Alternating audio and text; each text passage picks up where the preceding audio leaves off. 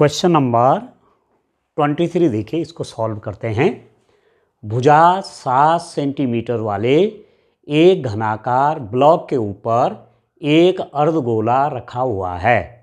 अर्धगोले का अधिकतम व्यास क्या हो सकता है? इस प्रकार बने ठोस का पृष्ठीय क्षेत्रफल ज्ञात कीजिए। और इसमें अथवा भी है, या तो ये करना है या ये करना, हम दोनों करेंगे जिससे कि आपको प्रैक्टिस हो जाए। तो इसको बाद में देखते हैं, पहले इसको देखते हैं। भुजा 7 सेंटीमीटर वाले एक घनाकार कोई ब्लॉक है। 7 सेंटीमीटर का एक घनाकार ब्लॉक है, एक घन है, क्यूब।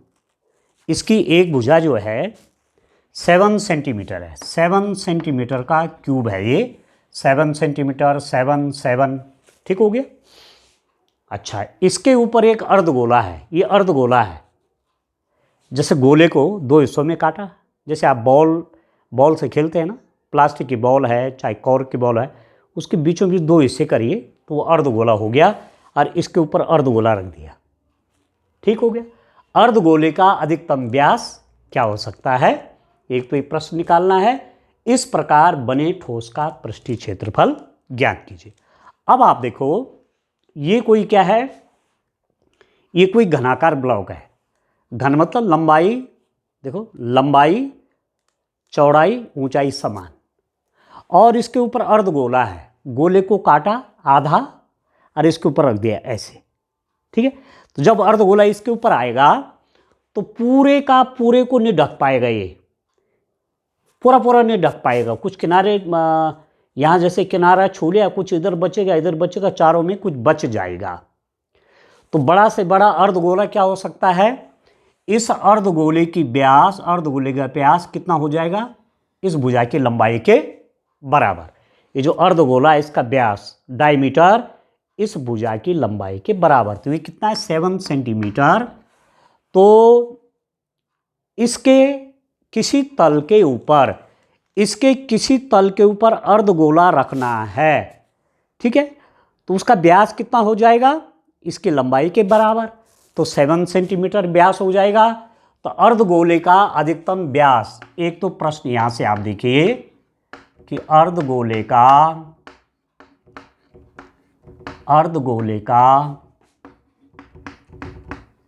अधिकतम व्यास, अर्धगोले का अधिकतम व्यास कितना हो गया? ठीक है, अर्धगोले का अधिकतम व्यास कितना हो जाएगा? घन की भुजा के बराबर। जितनी घन की भुजा है बराबर घन की भुजा, ठीक है। अब घन की भुजा कितना सेंटीमीटर है? 7 सेंटीमीटर है। तो जो ये अर्धगोला इसके ऊपर रखा, इसका व्यास 7 सेंटीमीटर हो जाएगा। और यदि मैं त्रिज्या निकालना चाहूँगा, त्रिज्या, अर्धगोले की त्रिज्या r बराबर, त्रिज्या क्या होती है? व्यास बटे 2, तो हो जाएगा 7/2 सेंटीमीटर, ठीक हो गया। एक प्रश्न तो आपका हो गया कि अर्धगोले का अधिकतम व्यास क्या हो सकता है। बड़ा से बड़ा कौन अर्धगोला यहां रखा जा सकता है? तो 7 सेंटीमीटर का एक व्यास वाला अर्धगोला इसके ऊपर आ सकता है, ठीक है, जो पूरा पूरा इसको छू दे, इसके कोनों को। तो इस टाइप से होगा, ठीक है, इस टाइप से होगा, पर कुछ किनारे किनारे इसके छूट जाएंगे, ठीक है ना। अच्छा, अब दूसरा प्रश्न क्या है? इस प्रकार बने ठोस का पृष्ठीय क्षेत्रफल ज्ञात करो। अब ये ठोस कैसे हुआ? इसके ऊपर अर्धगोला है, ऐसे अर्धगोला है। अर्धगोला आप समझ रहे होंगे, ठीक है, आधी बॉल। तो पृष्ठीय क्षेत्रफल मतलब, अब देखो ये तो ढक जाएगा नहीं ये वाला, पर पूरा नहीं ढकेगा ये, इसके किनारे किनारे को छूट जाएंगे। ये तो ऐसे आ रहा है ना अर्धगोला, यूं कुछ किनारे इसके छूट जाएंगे। पृष्ठीय क्षेत्रफल मतलब इसका क्षेत्रफल, इसका नीचे वाले का, और जो ऊपर छूट गया वो, और जो ये अर्धगोला है उसका पृष्ठीय क्षेत्रफल, मतलब अर्धगोले का यह है पृष्ठीय क्षेत्रफल, ठीक है ना। तो मैं कैसे इसको निकालूंगा? बराबर घन का पृष्ठीय क्षेत्रफल, घन का पृष्ठीय क्षेत्रफल प्लस अर्धगोले का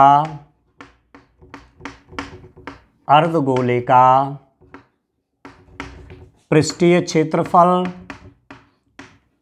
ध्यान दीजिए, अर्धगोले का पृष्ठीय क्षेत्रफल माइनस वृत्ताकार आधार का क्षेत्रफल, वृत्ताकार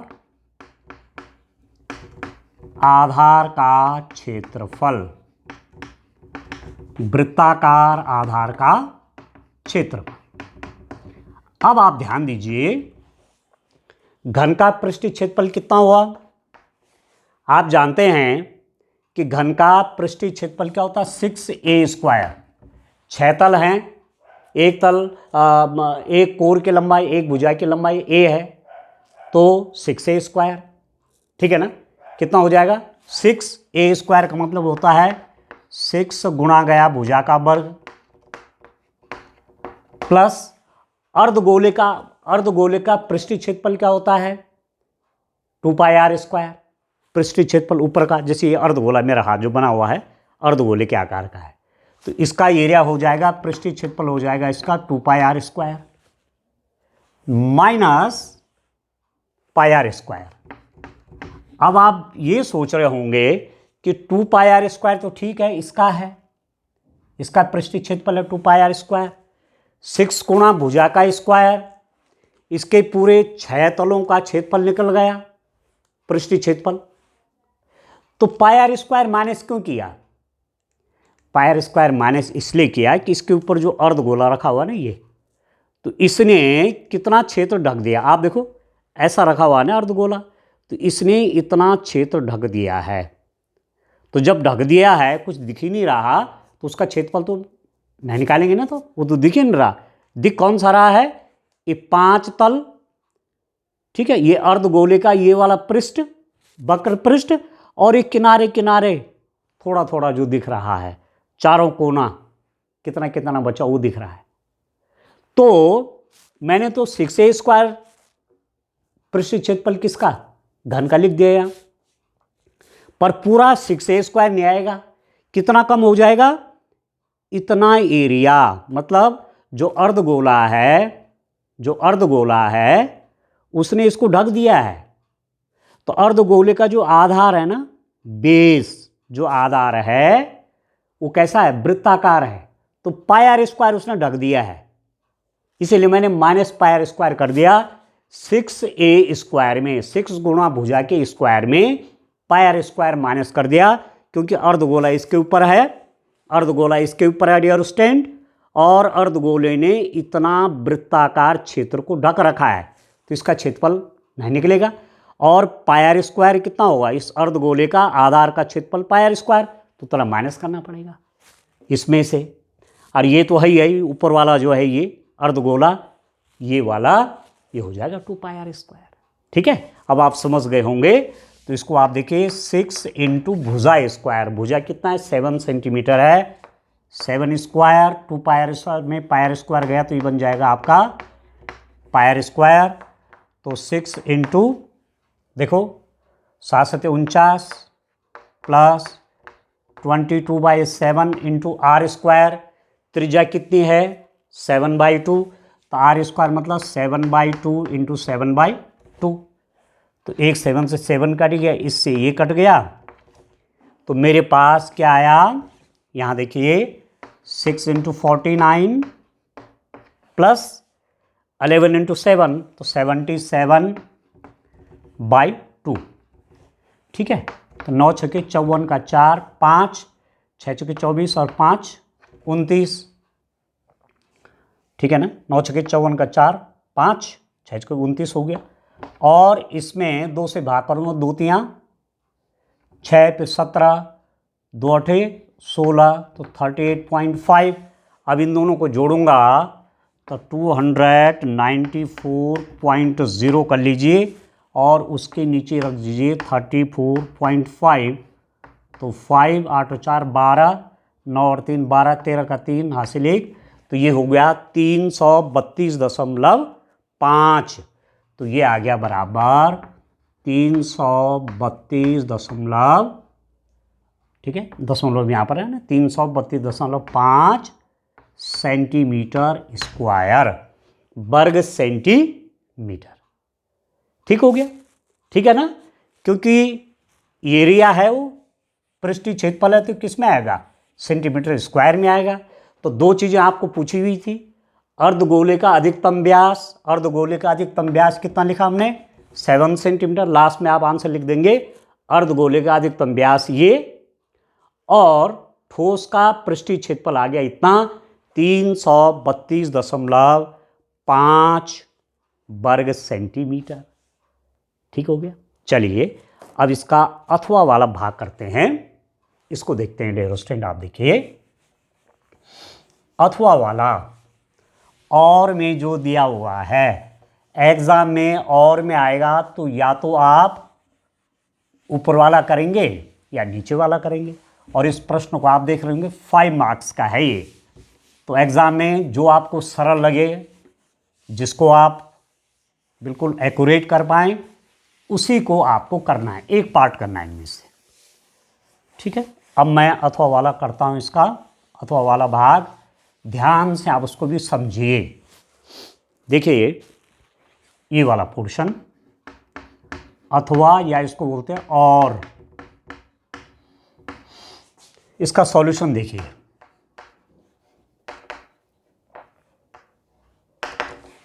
एक ठोस एक अर्धगोले पर खड़े एक शंकु के आकार का है, जिनकी त्रिज्याएं 1 सेंटीमीटर है तथा शंकु की ऊंचाई उसकी त्रिज्या के बराबर है। इस ठोस का आयतन पाई के पदों में ज्ञात कीजिए। यहाँ पृष्ठीय क्षेत्रफल था, यहाँ आयतन है। ठीक है, तो कैसा है ये आकृति कैसी बन रही है, कैसा बन रहा है ठोस, एक ठोस एक अर्धगोला, अर्धगोले के ऊपर खड़ा है। तो एक अर्धगोला मैं बनाता हूँ यहाँ पर, आप देखिए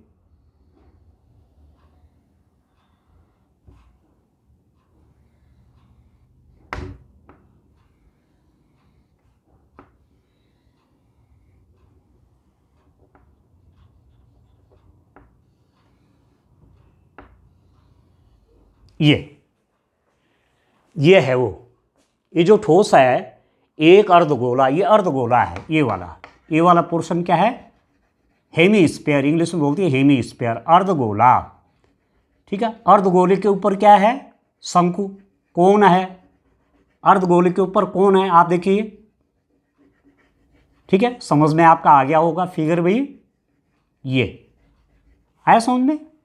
इस टाइप का शेप है, अर्धगोले पर खड़े शंकु के आकार का ये कोण है, जिनकी त्रिज्याएं 1 सेंटीमीटर है। एक ठोस एक अर्धगोले पर खड़े एक शंकु के आकार का है, अर्धगोला पर खड़ा शंकु, जिनकी त्रिज्याएं 1 सेंटीमीटर, रेडियस सेम है। देखो इसकी त्रिज्या, अब ये तो व्यास हो जाएगा ना यहाँ से यहाँ तक, तो ये त्रिज्या है, ये है 1 सेंटीमीटर, 1 सेंटीमीटर।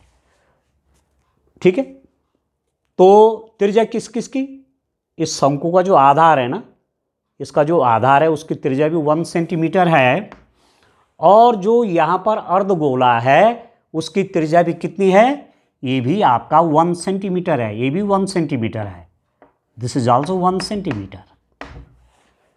समझ में आ गया। तो मैं यहाँ पर लिख देता हूँ अर्धगोले की त्रिज्या, अर्धगोले की त्रिज्या को मैं यदि r से ले लूं, r बराबर अर्धगोले की त्रिज्या बराबर शंकु के आधार की त्रिज्या, शंकु के आधार की त्रिज्या, ये दोनों आपस में बराबर हैं, दोनों कितना है 1 सेंटीमीटर है। ठीक है ना, अर्धगोले की त्रिज्या ये 1 सेंटीमीटर है, और जो शंकु के आधार की त्रिज्या वो भी 1 सेंटीमीटर है। यहाँ तक क्लियर। दूसरी चीज क्या है, तथा शंकु की ऊंचाई उसकी त्रिज्या के बराबर है। तो यहाँ पर मैं शंकु की ऊंचाई भी निकाल दूंगा, शंकु की ऊंचाई, हाइट ऑफ कोन ऊंचाई को h से देते हैं तो ये भी 1 सेंटीमीटर है, ये सब दिया हुआ है हमारे पास। तो जो चीज़ हमारे पास दी रहती है उसको हमको पहले ऐसा लिख देना चाहिए, ठीक है। अब बोल रहे हैं कि इस ठोस का आयतन, तो ठोस का आयतन कैसे निकलेगा? ठोस का आयतन, ठोस दो हिस्सों में बना हुआ है। एक तो क्या है, नीचे है अर्धगोला हेमीस्फीयर और ऊपर है शंकु, ऊपर कौन है? तो इसका आयतन अर्धगोले का आयतन प्लस शंकु का आयतन, ये तो आयतन होगा, ठीक है ना। तो बराबर अर्धगोले का आयतन, अर्धगोले का आयतन प्लस शंकु का आयतन। पहले हमेशा सूत्र लिख देना चाहिए, अब क्वेश्चन करने में आसानी हो जाती है। अर्धगोले का आयतन, गोला, गोले का आयतन होता है 4/3 पाई आर स्क्वायर, है ना। कोई गोला है उसका आयतन क्या होता है? 4/3 pi r cube, 4/3 pi r cube गोले का आयतन। तो अर्धगोले का कितना होगा? उसका आधा, तो 2/3 pi r cube, 2/3 pi r cube हो गया, ठीक हो गया, 2/3 पाई आर क्यूब हो गया, प्लस शंकु का आयतन क्या होता है? 1/3 पाई आर स्क्वायर एच, ये शंकु का आयतन का सूत्र है। गोले का आयतन होता है 4/3 पाई आर क्यूब, तो अर्धगोले का उसका आधा, तो 4 का आधा 2, 2/3 पाई आर क्यूब, ठीक हो गया। अब मैं क्या करता हूँ, कॉमन ले लेता हूँ, 1/3 कॉमन आएगा, 1/3 1/3, पाई आर स्क्वायर कॉमन ले लो, पाई आर स्क्वायर कॉमन आ गया, पाई यहाँ भी है यहाँ भी है, आर स्क्वायर यहाँ भी है यहाँ भी है, तो यहाँ पर बच जाएगा आर, ये हो जाएगा 2r प्लस h, ठीक हो गया। पाई आर स्क्वायर बाहर आ गया, 1/3 बाहर आ गया, तो ये हो गया। तो 1/3 पाई इंटू, आपको बोला गया है कि आयतन पाई के पदों में ज्ञात कीजिए, पाई का मान नहीं रखना, पाई के रूप में लाना है। आर स्क्वायर मतलब त्रिज्या, 1 स्क्वायर, 2 इंटू आर 1 है, एच भी 1 है, हाइट भी 1 है, तो कितना हो गया? दिस इज इक्वल टू 1/3 पाई, 1 का स्क्वायर तो 1 ही हुआ, और 2 एकम 2, 2 और 1 3, तो ये हो जाएगा 3 से 3 कट गया, तो पाई सेंटीमीटर क्यूब, पाई घन सेंटीमीटर आ गया। तो यहां लास्ट में उत्तर लिख देंगे, ठोस का आयतन बराबर पाई सेंटीमीटर क्यूब, घन सेंटीमीटर, ठीक है। अब ये तो आपको याद रखना है अर्धगोले का आयतन, क्योंकि गोले का आयतन क्या होता है? गोले का आयतन बराबर 4/3 पाई आर क्यूब, इसका आधा कर दूंगा /2, ठीक है। अर्धगोले का /2 करके, तो 2 से 2 कट गया, तो 2/3 पाई आर क्यूब, ठीक है। तो फॉर्मूले भी आप तैयार रखिए, तब क्वेश्चन करने में आसानी होती है, ठीक है। आइए नेक्स्ट क्वेश्चन देखते हैं, उसको सॉल्व करते हैं डियर स्टूडेंट। क्वेश्चन नंबर 24 देखते हैं। 7 सेंटीमीटर ऊंचे भवन के शिखर से एक केबल टावर के शिखर का उन्नयन कोण 60 अंश है और उसके पाद का अवनमन कोण 45 अंश है। टावर की ऊंचाई ज्ञात कीजिए। ये ऊंचाई और दूरी, हाइट एंड डिस्टेंस का क्वेश्चन है। अवश्य एक प्रश्न आता है और ये प्रश्न 5 मार्क्स का है, बड़ा सिंपल भी होता करने के लिए, ठीक है। पहले समझ लीजिए आप। देखिए एक भवन है वो 7 मीटर ऊंचा है, यहाँ बना देता हूँ। ये कोई भवन है, ये 7 मीटर ऊंचा है। मैंने कहा ए बी कोई भवन है, ये 7 मीटर इसकी ऊंचाई है, ठीक। उसके से केबल टावर, अब एक केबल टावर में तो आधार दोनों का है, जमीन में ही तो होगा, दोनों कहाँ खड़े होंगे? जमीन में। पर टावर की ऊंचाई ज़्यादा है, केबल टावर ज़्यादा ऊंचाई वाला है ये, ठीक है। ये केबल टावर है, मैंने कहा माना कि केबल टावर है, ये है पी क्यू, केबल टावर है पी क्यू। और केबल टावर कितना है? केबल टावर की तो ऊंचाई निकालनी मालूम नहीं है, ठीक है ना। तो मान लेते हैं इसको माना केबल टावर की ऊंचाई निकाल लें ना। चलो अभी देखते हैं क्या क्या करना चाह रहा हूं। ठीक है, अब ये जो भवन का जो शिखर है ना, 7 मीटर ऊंचे भवन के शिखर, ये भवन है, इसका शिखर है। ठीक है, छत समझ लो, भवन का शिखर से केबल टावर के शिखर का उन्नयन कोण हमेशा ऊपर की ओर देखा जाता है। जैसे मैं इसको फैन को देख रहा हूं तो ये उन्नयन कोण है। ठीक है ना। अब उन्नयन कोण बनता कैसे है, पहले आप इसको ओराइजन को मिलाइए, ऐसे क्षैतिज को मिला दीजिए और इसको आप यहाँ ज्वाइन करिए। ये तो ये वाला कोण कितने अंश है, 60 अंश है। ये 60 अंश है। भवन के शिखर से ये जो टावर है इसके शिखर का उन्नयन कोण 60 अंश है। और उसके पाद का अवनमन कोण, जो ये है ना टावर है उसका पाद है, शिखर का उन्नयन कोण है 60 अंश और पाद का, यहीं से नीचे की ओर देख रहे हैं, जैसे मैं यहाँ से नीचे देखूंगा तो ये अवनमन कोण हुआ नीचे की ओर, एंगल ऑफ डिप्रेशन। तो यहाँ से नीचे की ओर देख रहा हूँ, वो भी क्षैतिज से ही बनेगा। तो इसको मैं ज्वाइन कर लेता हूँ इसको इसके साथ। ठीक हो गया, इसको ज्वाइन करिए। आप इसको पटरी के हेल्प से बनाएंगे जो सीधा आ जाए सब कुछ। ठीक है, फिगर स्पष्ट हो जाना चाहिए। ये तो यहाँ से ये कोण एंगल हमेशा क्षैतिज से बनेंगे, क्षैतिज है ना ये। तो अवनमन कोण कितना, 45 डिग्रीज है। नीचे की ओर जब इसका पाद देखा ये P, तो कितने का कोण बना, 45 डिग्रीज का ये। ठीक है, अब ये 45 का, तो ये भी 45 का हो जाएगा, इसको बोलते हैं एकांतर कोण। ठीक है ना, ये 45 डिग्रीज तो ये भी 45 हो जाएगा, एकांतर कोण। टावर की ऊंचाई ज्ञात कीजिए। अब आप देखो ये तो 7 मीटर है, तो यहां से लेकर के यहां तक ये भी 7 मीटर होगा। क्यों, ध्यान दीजिए, जितना ये है उतना ये है। अब यहां से ऊपर का इसको मान देता हूं मैं x, इस ऊंचाई को मान देता हूं x। ठीक है, यहां से यहां तक, अब जहां तक टावर की बात करूंगा, यहां से यहां तक तो टावर 7 है और यहां से ऊपर कितना, वो x है। ठीक है अंडरस्टैंड, ये 90 अंश का कोण है। आ गया समझ में। अब मैं क्या करता हूं, मैं इसका आधार निकालता हूं। बहुत सिंपल सा बात है, पहले थोड़ा लैंग्वेज लिखना चाहिए। माना AB एक भवन है, AB एक भवन है तथा PQ एक टावर है, केबल टावर है कोई, एक टावर है। भवन के शिखर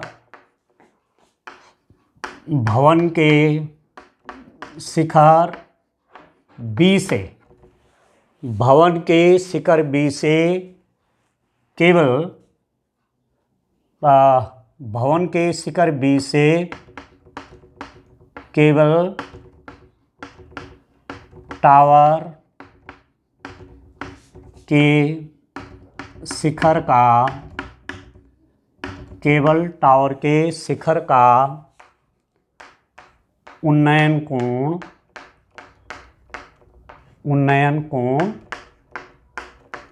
60 अंश है।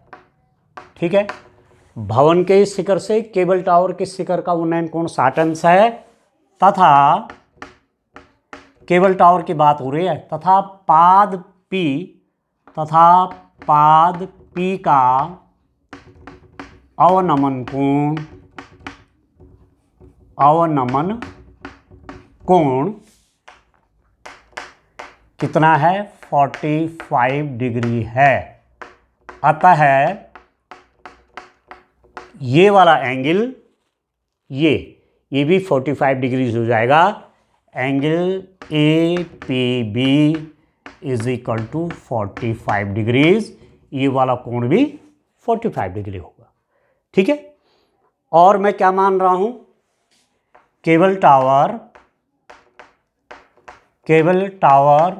की ऊंचाई, केबल टावर की ऊंचाई बराबर हो जाएगा 7 + x मीटर। यहाँ से यहाँ तक 7 है, ये कितना है, x है। क्योंकि ऐसा क्यों हुआ, क्योंकि मैंने माना, मैं इसको n का लिखता हूँ, है ना, माना n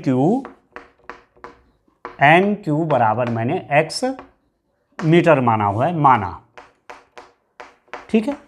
n क्यू कितना माना मैंने, x मीटर, ये मेरा x माना हुआ है यहाँ से लेकर यहाँ तक, ठीक है। अब आप देखो समकोण त्रिभुज PAB में, समकोण त्रिभुज PAB में ये 90 डिग्रीज एंगल है। tan 45 डिग्री बराबर क्या हो जाएगा, 45 डिग्री की ये लंब है, ये आधार है, तो tan थीटा बराबर लंब बटे आधार, तो tan 45 बराबर 7/AP, ठीक है। और tan 45 कितना होता है, 1, तो 1 = 7/AP। इसका मतलब हुआ कि AP = इसकी गुणा यहाँ हो जाएगी 7 मीटर। तो मेरे पास ये आधार जो आ गया, ये कितना आ गया, 7 मीटर, आधार 7 मीटर हो गया।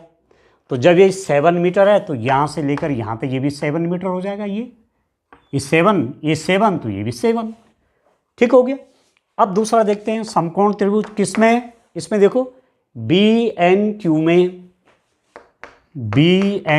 में क्या हो जाएगा, इस वाले में BNQ में 90 डिग्री एंगल है, तो यहाँ से भी tan 60 कर लेते हैं। tan 60 बराबर लंब बटे आधार, tan 60 डिग्रीज = परपेंडिकुलर, मेरे पास x है और बेस BN क्या है, AP के बराबर। आप लिख देंगे कि BN बराबर AP बराबर 7, ये 7 आ गया तो ये भी 7 हो जाएगा, x/ये 7, ठीक है। और tan 60 कितना हुआ, √3 = x/7। इसका मतलब हुआ x = इसकी गुणा यहाँ हो जाएगी 7√3 मीटर। जो x का मान आ गया वो कितना आ गया, 7√3 मीटर, ठीक है। अब देखो केबल टावर की ऊंचाई कितनी हो जाएगी, केबल टावर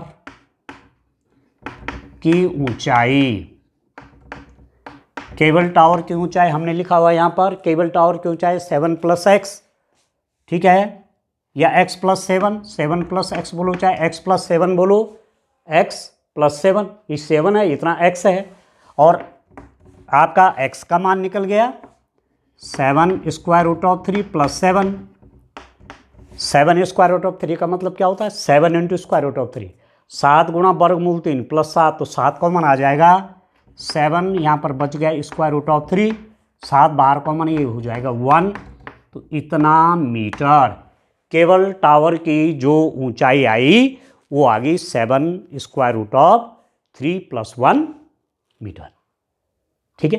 5 मार्क्स का क्वेश्चन, ठीक है ना। चलिए नेक्स्ट क्वेश्चन सॉल्व करते हैं। अब क्वेश्चन नंबर 25 देखिए, द्विघात समीकरण 3x² - 4 √3x + 4 = 0 के मूलों की प्रकृति ज्ञात कीजिए। यदि मूलों का अस्तित्व है तो उन्हें भी ज्ञात कीजिए। अब ये द्विघात समीकरण से प्रश्न है, 5 मार्क्स का क्वेश्चन है ये। इसके मूलों की प्रकृति निकालनी है, पहले तो मूलों की प्रकृति निकालनी है और उसके बाद मूल भी ज्ञात करने हैं, ठीक हो गया। तो चलो मेरे पास द्विघात समीकरण क्या है, द्विघात समीकरण है मेरे पास, द्विघात समीकरण है 3x² - 4 √3x + 4 = 0। यह है द्विघात समीकरण दी हुई है, 3x² - 4 √3x + 4 = 0 की तुलना किससे करने पर, ax² + bx + c is equal to 0 से करने पर, ठीक है, आप जानते हैं कि जो द्विघात समीकरण का मानक रूप है, standard form of quadratic equation वो ये है, x square plus b x plus c equal to 0 है। तो इसकी तुलना करेंगे तो एक्स स्क्वायर का गुणांक 3 है, एक्स स्क्वायर का गुणांक ए है तो ए बराबर 3, ठीक हो गया। दूसरा x का गुणांक -4 स्क्वायर रूट ऑफ 3 है, x का गुणांक क्या है, b है, तो b is equal to -4 square root of 3, ठीक, प्लस c प्लस 4 तो c इज इक्वल टू क्या हो गया 4, तो ABC निकल गया, ठीक है। अब मूलों की प्रकृति निकालने के लिए मुझे विभक्तिकर चाहिए, विभक्तिकर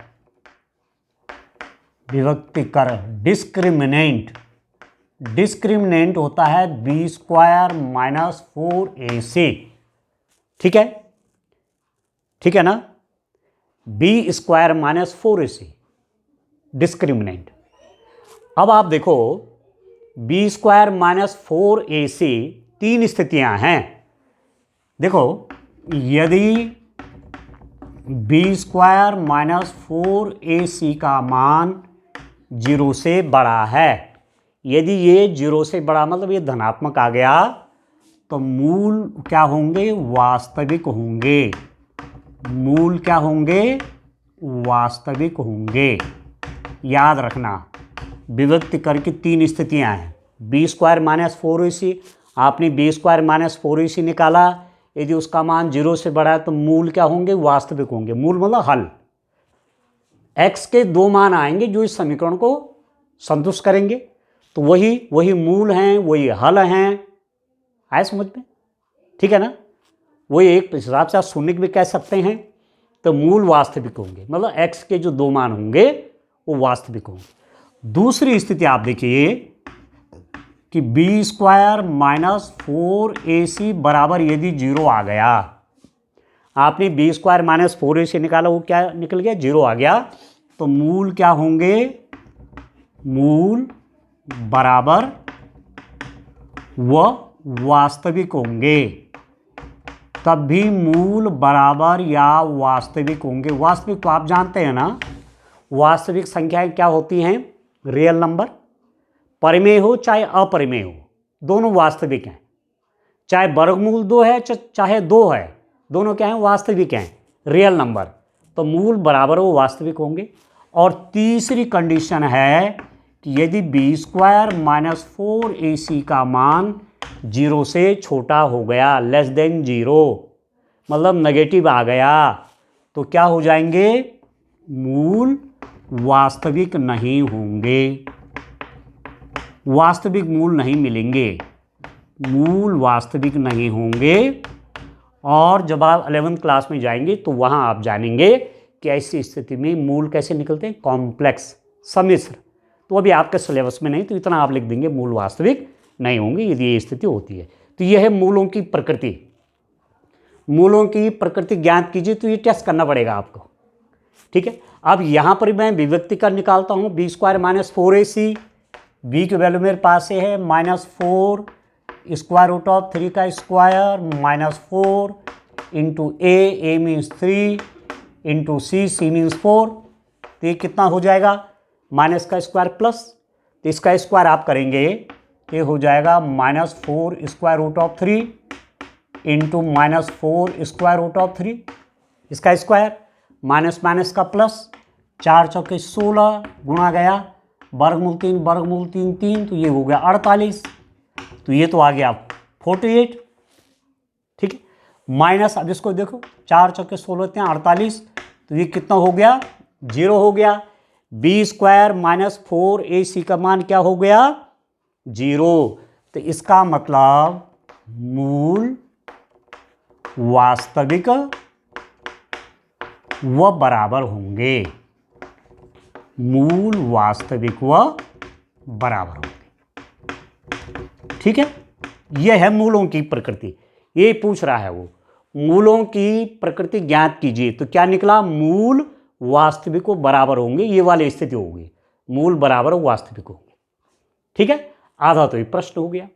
यदि मूलों का अस्तित्व है, मूलों का अस्तित्व कब होगा? यदि ये भी हो गया तब भी मूलों का अस्तित्व है, यदि ये भी निकल गया तब भी मूलों का अस्तित्व है, यदि ये होता है तो मूलों का अस्तित्व नहीं है, मूलों का अस्तित्व नहीं है। यदि मूल वास्तविक नहीं निकले तब आप आगे नहीं निकालेंगे, मूलों का अस्तित्व नहीं है। ऐसी स्थिति में जहां मूल वास्तविक नहीं होंगे वहां क्या लिख देंगे? मूलों का अस्तित्व नहीं है। ठीक हो गया। तो यहां पर तो मूल वास्तविक को बराबर होंगे। अब मैं मूल क्या क्या है उसको निकालने के लिए मैं द्विघाती सूत्र का प्रयोग करूंगा।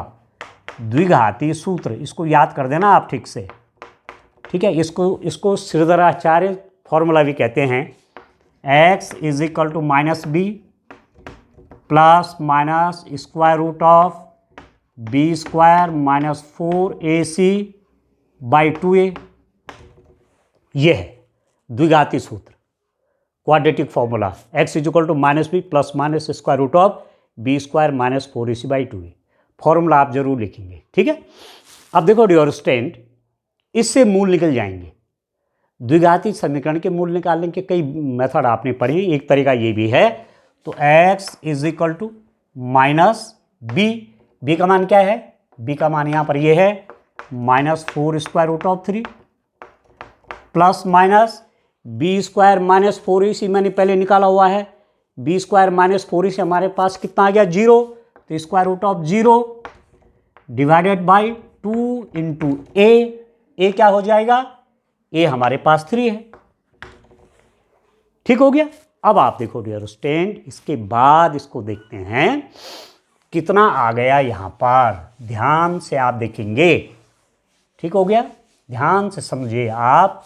मेरे पास जो x आया, x is equal to minus 4 square root of 3 plus minus, अब 0, वर्गमूल के अंदर 0, ये 0 हो गया, बाई 2a 3 दूनी 6। अब आप देखो x बराबर, अब ऐसी स्थिति में मूल क्या हो जाएंगे? बराबर। प्लस भी रखूंगा तब भी ये उतना ही होगा, माइनस भी रखूंगा तब भी ये उतना ही होगा। माइनस माइनस का प्लस, तो 4 स्क्वायर रूट ऑफ 3/6 व 4 स्क्वायर रूट ऑफ 3/6, दो मान हो जाएंगे। जब प्लस 0 किया तब भी ये आया, और जब माइनस 0 किया तब भी ये आया। ठीक है, अब काट देते हैं। 2 दूनी 4, 2 तियां 6, 2 दूनी 4, 2 तियां 6। तो मेरे पास मूल क्या निकल जाएंगे? मूलों का आप मान देख लेंगे यहां पर। मूल कितने हो गए?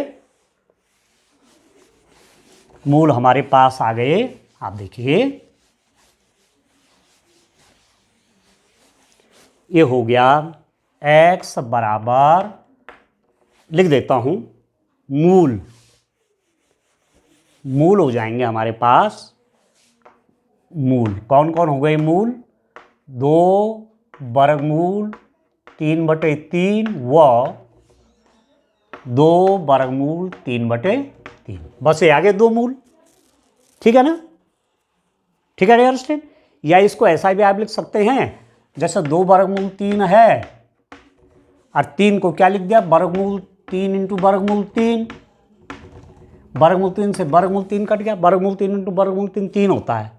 तो ये कितना बना? 2/वर्गमूल 3। तो ऐसे भी लिख सकते हैं, वैसे ये भी सही है। या मूल क्या हो जाएंगी? 2/वर्गमूल 3 व 2/वर्गमूल 3। ये आगे बराबर मूल। मूलों का अस्तित्व है तो उन्हें ज्ञात कीजिए। हाँ, मूलों का अस्तित्व है। क्यों है अस्तित्व? क्योंकि मूल वास्तविक हैं। तो ये तो मूल निकल गए। और मूलों की प्रकृति मैंने क्या लिखा था? मूल वास्तविक व बराबर होंगे, ये तो मैंने पहले लिख दिया था। ठीक है डियर स्टूडेंट। तो इस रूप में आप ध्यान रखना इन क्वेश्चंस को करने के लिए। ये 3 बातें यहां याद रखना, इसकी हेल्प से आपको इस क्वेश्चन को सॉल्व करने में मदद मिलेगी। ठीक है, चलिए नेक्स्ट क्वेश्चन देखते हैं। आइए, क्वेश्चन नंबर 26 देखिए। सिद्ध कीजिए कि किसी वृत्त के परिगत समांतर चतुर्भुज समचतुर्भुज होता है। ये वृत्त है, इसके बाहर एक समांतर चतुर्भुज है। ठीक है, ठीक है ना।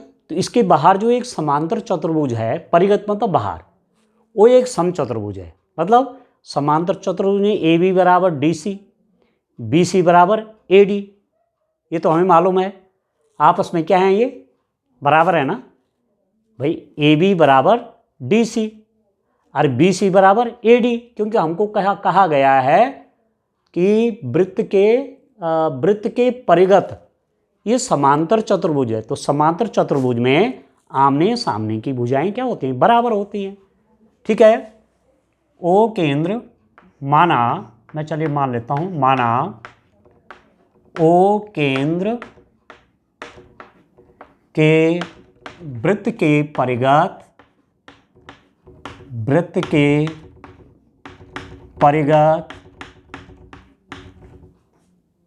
ए बी सी डी समांतर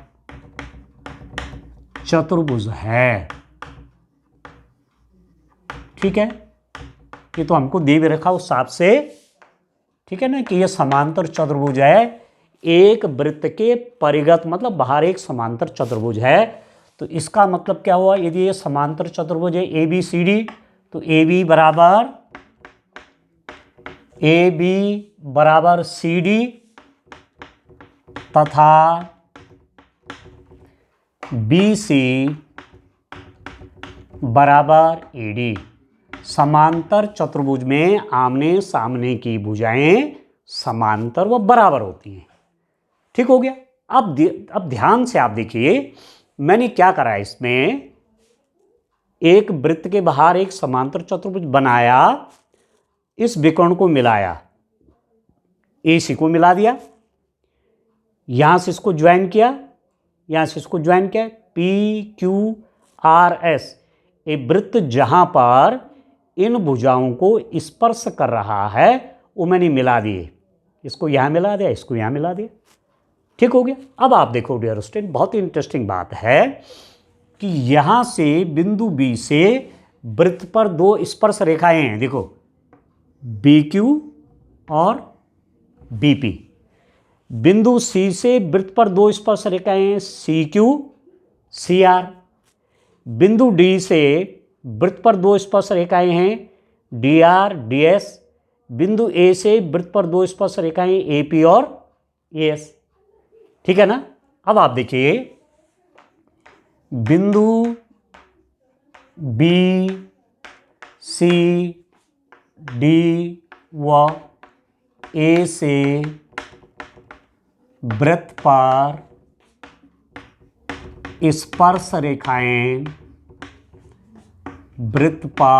स्पर्श रेखाएं खींची गई हैं।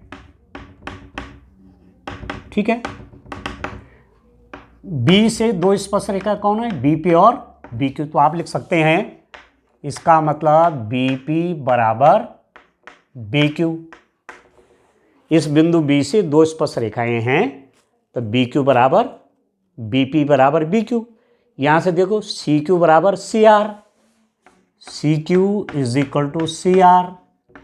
तीसरी बात है कि D से दो स्पर्श रेखाएं हैं, DR बराबर DS, DR बराबर DS। और यहां से दो स्पर्श रेखाएं AP बराबर AS, AP बराबर AS। ठीक हो गया। और आप देखो, अब देखो आप डियर स्टूडेंट, यहां पर ये तो स्पर्श रेखा है, अरे त्रिज्या है। स्पर्श रेखा और त्रिज्या के बीच में 90 डिग्री का एंगल होता है। यहां पर भी देखिए, ये त्रिज्या है और ये स्पर्श रेखा है, ये स्पर्श रेखा, ये त्रिज्या है, तो यहां पर भी 90 डिग्री का एंगल। तो मैं दो ट्रायंगल ले लेता हूं, समकोण त्रिभुज APO तथा समकोण त्रिभुज APO तथा CQO में क्या क्या मुझे मालूम है डियर स्टूडेंट। आप देखिए, ओ पी बराबर ओ क्यू वृत्त की त्रिज्याएं हैं, ठीक है ना। ध्यान से देखिए कौन कौन से त्रिभुज लिए मैंने, ये वाला त्रिभुज और ये वाला त्रिभुज, इस वाले त्रिभुज की ये भुजा और इस वाले त्रिभुज की ये भुजा बराबर है, क्योंकि ये भी त्रिज्या ये भी त्रिज्या है, वृत्त की त्रिज्याएं हैं। कोण A P O is equal to कोण O Q C is equal to 90 degrees. ये वाला कोण और ये वाला कोण क्या होगा, 90 डिग्रीज होगा, होगा नहीं होगा। ये वाला एंगल और ये वाला एंगल आपस में बराबर होंगे ना, 90 डिग्री 90 डिग्री है, समकोण है, 90-90 अंश के हैं, ठीक हो गया।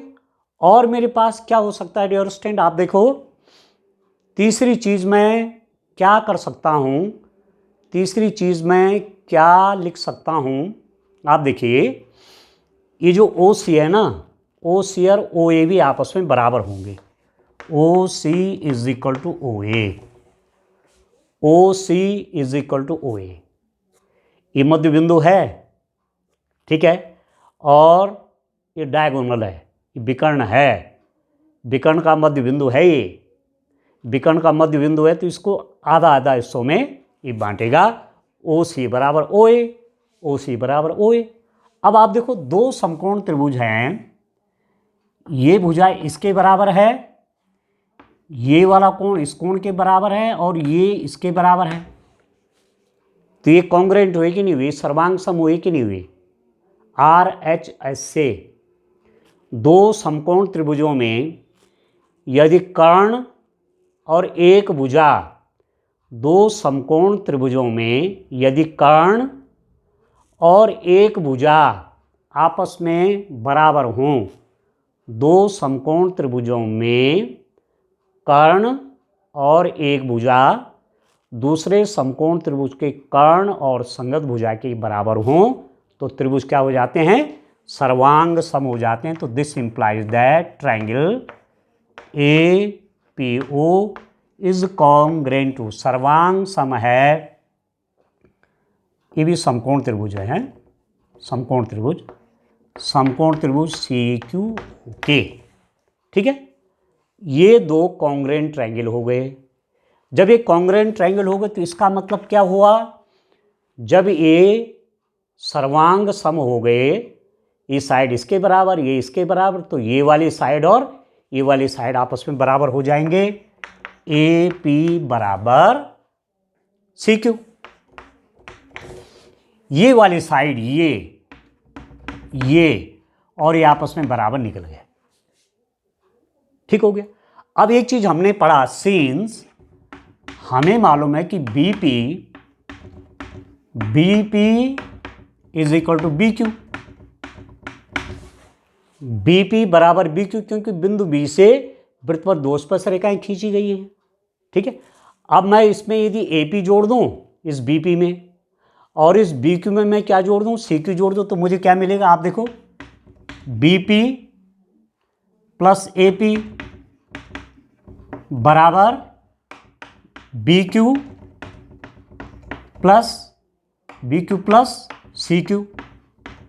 सिंस ऐसा क्यों हो रहा है, क्योंकि मैंने अभी सिद्ध किया है कि ए पी बराबर सी क्यू, ये इसके बराबर है और ये तो आपस में बराबर ही हैं, बीपी बराबर बी क्यू, क्योंकि बाह्य बिंदु से वृत्त पर दो स्पर्श रेखाएं हैं, और ये वाला इसके बराबर है, वो मैंने अभी सिद्ध किया। तो इसमें मैंने ये जोड़ा और इसमें मैंने इसको जोड़ा, तो ये तो बराबर लंबाई के है ना, ठीक है ना, तो तब ये तो हो गया। बीपी प्लस एपी का मान B Q plus Q C के बराबर होगा, क्योंकि बीपी बराबर क्या है, बी क्यू है, और एपी बराबर क्या है, सी क्यू है, और बीपी प्लस ए क्यू क्या हुआ, बीपी प्लस एपी, ये हो गया ए बी, तो ए बी बराबर, अब इसको देखो B Q plus C Q, तो ये हो जाएगा बी सी। तो ये वाली भुजा इस भुजा के बराबर हो गया, ये वाली भुजा इस भुजा के बराबर हो गया, ठीक। और हमसे क्या कह रखा है, ये एक समांतर चतुर्भुज है, तो ये इसके बराबर है और ये इसके बराबर है, तो हमारा काम बना कि नहीं बना, ठीक है ना। हमको ये भी तो मालूम है कि एक समांतर चतुर्भुज है। जो मैंने सिद्ध किया, सिद्ध करके निकाला, उसको आप देखिए। मेरे पास आया ए बी बराबर बी सी, ये सिद्ध करके ए बी बराबर बी सी, ठीक हो गया। इसी प्रकार मैं निकाल सकता हूं ए डी बराबर डी सी, या मैं ये भी कह सकता हूं कि बी सी बराबर ए डी, बी सी बराबर ए डी, ठीक है, क्योंकि ए बी सी डी क्या है, समांतर चतुर्भुज है, समांतर चतुर्भुज है, ठीक है। और मैं क्या कह रहा हूं, ए बी बराबर सी डी, ए बी बराबर सी डी, क्यों कि ए बी सी डी क्या है, समांतर चतुर्भुज है। ये समांतर चतुर्भुज, तो ये बराबर ये और ये बराबर ये, ठीक है ना। तो इन तीन चीजों से देखो आप, इससे इससे इससे ए बी किसके बराबर है, बी सी के, ए बी बराबर बी सी बराबर ए डी। तो इसको देखो आप, ए बी बराबर बी सी, और बी सी किसके बराबर है, ए डी के बराबर, और ये ए बी किसके बराबर है, सी डी के बराबर। तो ए बी बराबर बी सी बराबर ए डी बराबर सी डी। तो इसका मतलब क्या हुआ कि ए बी सी डी एक समचतुर्भुज है। बस ये तो प्रूव करना था। समचतुर्भुज में क्या होता है, चारों भुजाएं आपस में समान लंबाई की होती हैं। तो ए बी सी डी क्या हो गया, एक समचतुर्भुज हो गया। ये भुजा, ये भुजा, ये भुजा, ये भुजा, सबकी लंबाई समान हो गई, तो आ गए समांतर चतुर्भुज। ये आपको प्रूव करना था, प्रूव्ड, ठीक है। एक समचतुर्भुज होता वो हमने निकाल दिया, ठीक है। नेक्स्ट क्वेश्चन आप देखिए, आइए क्वेश्चन नंबर 27 देखिए। नीचे दिया हुआ बंटन एक कक्षा के 30 विद्यार्थियों के भार दर्शा रहा है। विद्यार्थियों का माध्यक भार ज्ञात कीजिए। माध्यक निकालना है इस आंकड़े का, माध्यक मीडियन। भार किलोग्राम में 40 से 45 किलोग्राम भार के 2 बच्चे हैं, 45 से 50 किलोग्राम भार में तीन बच्चे हैं, 50 से 55 किलोग्राम भार में 8 बच्चे हैं, यहाँ 6 हैं, यहाँ 6 हैं, 3 2। तो जब माध्यक निकालना है, मीडियन निकालना है, तो उसके लिए हम संचयी बारंबारता टेबल बनाते हैं। यहाँ मैंने भार किलोग्राम में लिख दिया, ये वर्ग अंतराल हैं। यहाँ विद्यार्थियों की संख्या, इसको फ्रीक्वेंसी भी कहते हैं, बारंबारता। विद्यार्थियों की संख्या मतलब बारंबारता। इस वर्ग में 2 बच्चे हैं, ये बारंबारता को भी दर्शा रहे हैं। ये 3 बच्चे बारंबारता को भी दर्शा रहे हैं, क्योंकि इसमें 3 बच्चे आ रहे हैं, ठीक है। तो ये बारंबारता भी है, फ्रीक्वेंसी एफ। संचयी बारंबारता कैसे बनाते हैं, देखो 2 को यहाँ उतार दीजिए सीधे। अगला कैसे होगा, 2 और 3 5, 5 में 8 जोड़ेंगे 13, 13 में 6 जोड़ेंगे 19, 19 में 6 जोड़ेंगे 25, 25 में 3 जोड़ेंगे 28, और 28 में 2 जोड़ेंगे 30। 2 यहाँ उतर गया, 2 और 3 5, 5 और 8 13, 13 और 6 19, 19 और 6 25, ठीक है। 25 और 3 28, 28 और 2 30, ठीक है ना। तो ये हो गया संचयी बारंबारता टेबल, ठीक है। अब यहाँ पर n कितना है, n मतलब बारंबारताओं का जोड़। 3 और 2 5, 5 6 11, 6 17, 8 25, 3 28 और 2 30। तो जब आप संचयी बारंबारता टेबल बनाते हैं, तो ये योग, बारंबारताओं का योग इसके बराबर होना चाहिए। इसका मतलब आप समझ लीजिए कि मैंने संचयी बारंबारता सही बना रखी, ठीक है। तो यहाँ पर क्या हो गया, n = 30। n कितना हो गया, 30 हो गया। तो हम क्या निकालते हैं, हम n/2 निकालते हैं, n/2। n/2 मतलब 30/2, तो कितना हुआ 15। अभी जो 15 है, संचयी बारंबारता में देखना है, 15 कहीं मिल जाए, या 15 के नज़दीक, ज़्यादा, कम वाला नहीं। जैसे यहाँ पर आप देख रहे हैं 13 है, हमको चाहिए 15, तो 15 कहाँ मिलेगा? यहाँ। 19 वाले में देखना पड़ेगा, तो 19 कहाँ है? 19 ये है, ये 1 2 3 4, 1 2 3 4, 1 2 3 4, यहाँ ये हुआ, ये समझ रहे हैं आप? ये हो गया डियर स्टूडेंट। 19 आया ना, 19। चलो यहाँ तक कर लेता हूँ, यहाँ तक खींचता हूँ इसको, ऐसे आपको समझाने के लिए कर रहा हूँ। n/2 कितना है? 15 है। 15 यहाँ कहाँ है? 13 तो कम है। उसके अगला देखो 19, तो ये बन गया, ये क्या बन गया? माध्यक वर्ग बन गया। ये बन गया माध्यक वर्ग। ध्यान से समझिए, बड़ा सरल प्रश्न होता है, 5 नंबर का है। माध्यक वर्ग कितना हो गया? 55 से 60, 55 से 60। ठीक है, आया समझ में? अब आप देखो यहां से ये जो माध्यक वर्ग आया, इसकी जो 55 होगा ना, ये L का मान होगा। ठीक है ना, आया समझ में? ये होगा L, लोअर लिमिट, तो इसको बोलते हैं L। L बराबर निम्न सीमा, ये हो गया 55। ठीक है, F का मान क्या होगा? F मतलब फ्रीक्वेंसी, ये होगा F, बारंबारता। F हो जाएगा 6। ठीक हो गया। ये वाला होगा क्यूमुलेटिव फ्रीक्वेंसी, CF। ठीक है, ये जो माध्यक वर्ग है उससे ऊपर वाली संचयी बारंबारता, उसको बोलते हैं CF। तो CF हो गया 13, CF बराबर 13। ठीक हो गया। और H कैसे निकालते हैं? ये जो वर्ग अंतराल है ना, ये H निकलता है। तो जैसे यहाँ पर आप देखेंगे 60 माइनस 55, तो ये आ गया 5। L भी निकल गया, F भी निकल गया, क्यूमुलेटिव फ्रीक्वेंसी निकल गई, H निकल गया। माध्यक वर्ग लेने का तरीका क्या है? जो बारंबारताओं का योग आ गया, उसका आप आधा करेंगे और संचयी बारंबारता में उसको खोजेंगे। या नहीं खोजना, यहाँ खोजना है।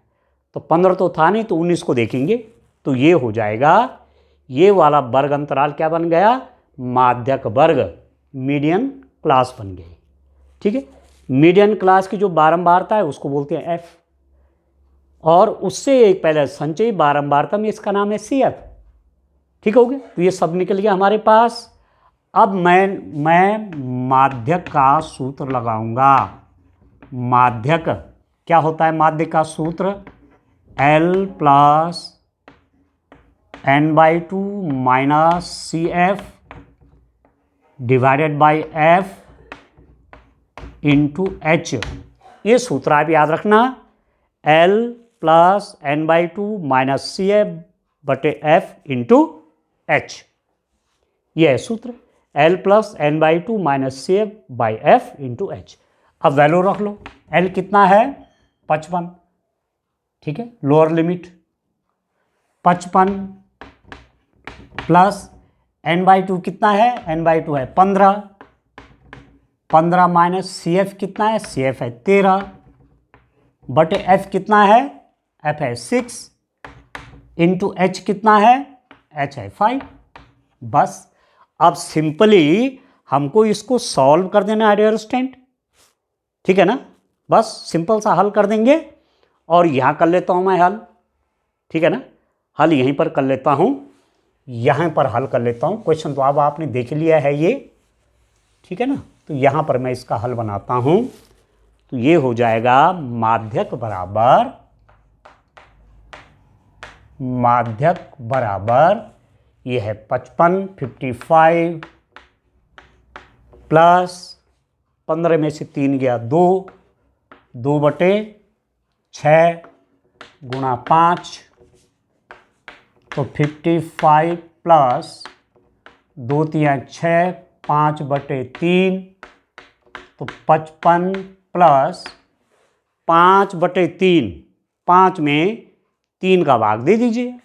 ठीक है, 5 में आप 3 का भाग दे देंगे तो 3 एकम 3, फिर 2 बचेगा 0.0, 3 6 18, फिर 2 0 है ना 6, तो 1.666 आप लिख सकते हैं।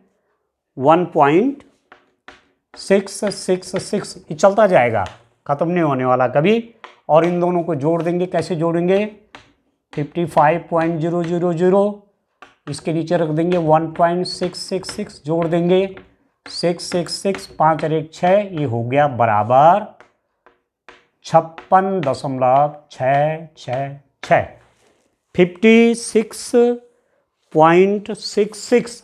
और लगभग देख लेता हूँ इसका मान लगभग कितना आएगा, यहाँ पर आप लिख देंगे इसको 56.6।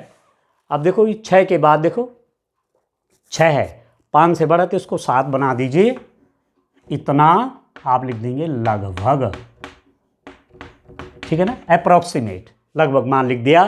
तो हमको निकालना था माध्यक भार, माध्यक भार। तो कितना हो गया, 56.67, 56.67 किलोग्राम, यहाँ लिख दीजिए लगभग। लगभग क्यों कह रहा हूँ, क्योंकि 6666 लंबा चलता जाएगा, तो दो अंक तक लिख रहा हूँ। तो दूसरा अंक क्या है, 10 के बाद का 6, 5 से बड़ा है इसलिए 1 बढ़ जाएगा ये, ठीक है डियर स्टूडेंट। तो इस रूप में 5 मार्क्स का क्वेश्चन है, सांख्यिकी से बड़ा प्रश्न आएगा, तैयार कर लीजिए, सरल है। एक प्रश्न आपने कर दिया, सारे प्रश्न वर्ग अंतराल वाले इस रूप में होने हैं, ठीक है डियर स्टूडेंट। तो मैंने जो ये प्री बोर्ड परीक्षा का जो पूरा प्रश्न पत्र है ये पूरा हल कर दिया है। ये पूरा प्रश्न पत्र आपको अवेलेबल हो जाएगा यूट्यूब के माध्यम से। तो आप अवश्य एग्ज़ाम से पहले एग्ज़ाम तक इस पूरे पेपर को, आप पूरे वीडियो को देखिए। डिफरेंट टाइप के प्रश्न हैं। इसी साल बोर्ड ने जो प्रतिदर्श प्रश्न पत्र जारी किया, सैंपल क्वेश्चन पेपर जारी किया, वो भी मैंने सॉल्व किया हुआ है। अरे कि प्री बोर्ड का पेपर भी सॉल्व कर दिया। तो कुछ क्वेश्चन आपको वहाँ मिलेंगे, या इस टाइप के प्रश्न मिलेंगे, या इन प्रश्नों को हल करने पर वहाँ एग्ज़ाम में आपको आसानी होगी प्रश्न करने में, ठीक है ना। तो आजकल आप बढ़िया सा तैयारी करिए, मात्र कुछ दिन आपके लिए अब बच गए, ठीक है ना, तैयारी के लिए। तो बढ़िया आप तैयारी कीजिए, जितना अच्छा आप आजकल तैयारी करेंगे उतना एग्ज़ाम में आपका पेपर अच्छा होगा, ठीक है। बच्चों को रिवीजन करना चाहिए, बार बार करना चाहिए। उससे क्या होता है, जब आप बार बार प्रश्नों को करते हैं, कई बार रिवीजन करते हैं, तो एग्ज़ाम में जब आप क्वेश्चन सॉल्व करते हैं तो आपके हाथ तेज चलते हैं, आपका दिमाग तेज चलता है, आपको ज़्यादा सोचने की आवश्यकता नहीं पड़ती, क्योंकि आपकी पहले से प्रैक्टिस है और आपका समय बचता है। तो इस रूप में यदि आप प्रैक्टिस आजकल बढ़िया कर रहे हैं, निश्चित कर रहे होंगे, तो एग्ज़ाम में पेपर को आप 3 घंटे के अंदर पूरे पेपर को हल कर पाएंगे और पूरे मार्क्स लेकर आएंगे, या बहुत अच्छे नंबर लेकर आएंगे। मेरी शुभकामनाएं आप सभी बच्चों के साथ हैं। आप बहुत अच्छे अंकों के साथ उत्तीर्ण हों और अपने भविष्य को उज्जवल करें। इन्हीं शब्दों के साथ अपनी बात को समाप्त करता हूं। बहुत बहुत धन्यवाद।